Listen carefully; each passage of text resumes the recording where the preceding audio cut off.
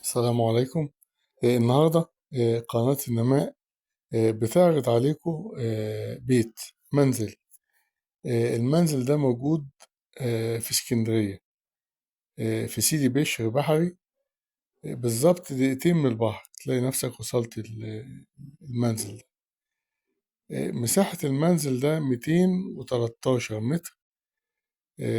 ده عبارة عن 3 أدوار. كل دور فيه شقتين. الواجهة بتاعت المنزل ده 17 متر. عرض الشارع 15 متر.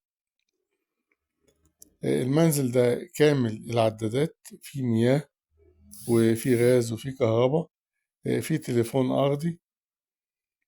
طبعا البيت ده مسجل شهر عقاري وليه رخصة. عنوان البيت ده سيدي بشر، متفرع من خالد بن الوليد، دقيقتين من البحر. طبعا المنزل ده بالنسبة للمكان مكان محترم جدا. ممكن انت تاخده تأجره، لأن ده 3 أدوار، كل دول فيه 6 شقق. فبالنسبة حتى هناك في الإيجار يعني ممكن يتأجر طول السنة، ولما يجي الصيف فبيتأجر كمصيف.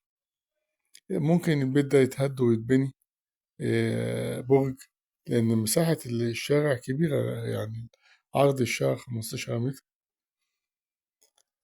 يعني ممكن تستغله كإيجار وكسكن وكمقاولات، ممكن تهده وتبنيه، فله أكتر من استعمال. طبعا السعر المطلوب في البيت ده 13 مليون، 13 مليون جنيه مصري. طبعا قناة النماء بتتمنى البيت ده يعجبكم ويحوز على رضاكم، ونرجو الاشتراك في القناة وعمل إعجاب بالفيديو، وبندوس على زر التنبيه عشان تقدر قناة النماء توصلكم كل جديد. لمزيد من التفاصيل أو رجاء التواصل على رقم 0120 180 8594. شكرا.